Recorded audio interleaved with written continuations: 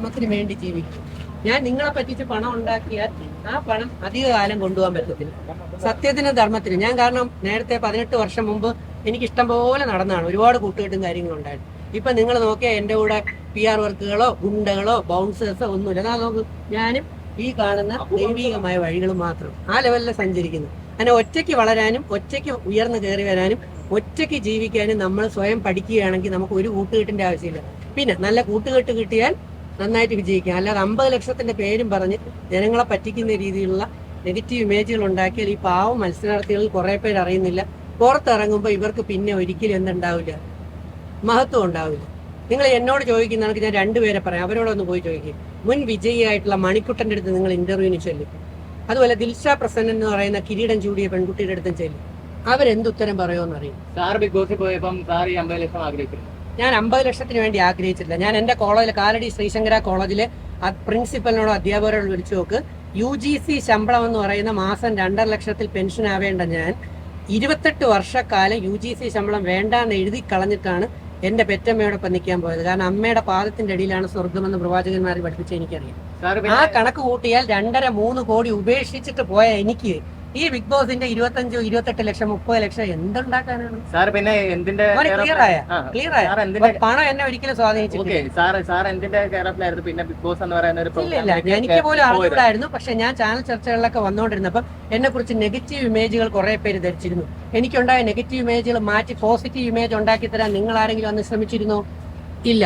Big boss ഷോയിൽ പോയതിനു ശേഷമാണ് ലോക മലയാളികളിൽ 90% ബിഗ് ബോസ് പ്രേക്ഷകരായിട്ടുള്ളവരും ഞാൻ ആര്, ഞാൻ എന്ത്, ഞാൻ സംസാരിക്കുന്നത് ആർക്ക് വേണ്ടി എന്ന് മനസ്സിലായതും എന്നെ അവർ നെഞ്ചിലേറ്റിയതും അല്ലെ അവരുടെ കുടുംബത്തിലെ ഒരാളായതും. അതിനു വേണ്ടിയാണ് ബിഗ് ബോസിൽ പോയത്, അല്ലാതെ കിരീടമോ ഫെയിമോ ഒന്നും. ബിഗ് ബോസിനകത്ത് സാറ് ഇന്നപ്പം സാറിന്റെ കുറച്ച് സ്റ്റേറ്റ്മെന്റുകളും കാര്യങ്ങളും ഒക്കെ എനിക്ക് അതിനകത്ത് കുറച്ച് വൈറലായിരുന്നു. പുറത്ത് അതിന്റെ ഔട്ടുകളും കുറച്ച് കാര്യങ്ങളൊക്കെ വന്നായിരുന്നു. അപ്പം സാറിനെ പിന്നെ എന്തുകൊണ്ടായിരിക്കും ബിഗ് ബോസ് ആണെങ്കിൽ പെട്ടെന്ന് അതെല്ലാം സാഹചര്യങ്ങളാണ്. ഓരോ സമയത്ത് ഇപ്പൊ എന്തുകൊണ്ടാണ് രതീഷ് ഔട്ടായി പോയത്? നല്ല മികച്ച മത്സരാർത്ഥിയായിരുന്നു സീസൺ 6 രതീഷ്. എന്താണ് സംഭവം? അത് കുറച്ച് സ്പീഡ് കൂടിപ്പോയി, കുറച്ച് ഈ ഷോയോടുള്ള അമിതമായ ആഗ്രഹം വന്നു, എന്തെങ്കിലും കഴിവുകൾ പ്രദർശിപ്പിക്കണമെന്ന് ഉള്ളിൽ നിന്ന് തോന്നി, അപ്പൊ കൈവിട്ടുപോയി. അറിയാത്തൊരു കാര്യമുണ്ട്, ബിഗ് ബോസ് ഷോയ്ക്കകത്ത് നിങ്ങൾ ഹൗസിനകത്തേക്ക് നിങ്ങൾ നോക്കിക്കഴിഞ്ഞാൽ തുറക്കാൻ പറ്റുമോ? നമ്മൾ നോക്കിയാൽ ഒരു എനർജി ലെവൽ കളിയുണ്ട്. അത് അറിയണമെങ്കിൽ അതിനെ കുറിച്ച് പഠിക്കണം. ആ ഹൗസിൽ കയറണം. ഇതിനകത്താണെങ്കിൽ ആദ്യം മുതൽ തന്നെ നല്ലൊരു പ്ലെയർ ആയിട്ട് മാറിക്കൊടുക്കും. കണ്ട ഇവർക്ക് തന്നെ കുറെ പേർക്ക് ഷോ ഇഷ്ടമല്ല, കുറെ പേർക്ക് ഷോ ഇഷ്ടമാണ്. സാറ് പറഞ്ഞ പോലെ തന്നെ സാറ് ഗെയിം കളിച്ചതിന്റെ കുട്ടി തന്നെ ആണെങ്കിൽ ജാസ്മിന്റെ കൂടെ തന്നെയാണ് ഗബ്രി എന്ന് പറയുന്ന ഒരു കണ്ടസ്റ്റന്റ്. മിടുക്കനായ പയ്യനായിരുന്നു. അപ്പോഴാണെങ്കിൽ ആ പുള്ളിക്കാരനെ എഡിറ്റ് ചെയ്യാനുള്ള മെയിൻ കാരണം എന്തായിരുന്നു? അതിനെ കുറിച്ച് എനിക്കറിയില്ല. ആ പുള്ളി എഡിക്കാനുള്ള കാരണം എനിക്കറിയില്ല. കാരണങ്ങൾ എന്ന് പറയുന്നത് ഇനി അതിനെ കുറിച്ച് ചോദ്യമില്ല. അവര് തമ്മിലുള്ള ഒരു കോംബോ മലയാളികൾ അവര് തമ്മിലുള്ള ഒരു കോംബോ മലയാളികൾ ഏറെ ഇഷ്ടപ്പെട്ട ഒരു സംഭവമായിരുന്നു. ഞാൻ അതുകൊണ്ടല്ലേ ഇപ്പൊ നിങ്ങൾ ചോദിച്ചപ്പോ വിജയിക്കുമ്പോഴത്തേക്കുള്ള സാധ്യതയെ കുറിച്ച് പറഞ്ഞത്.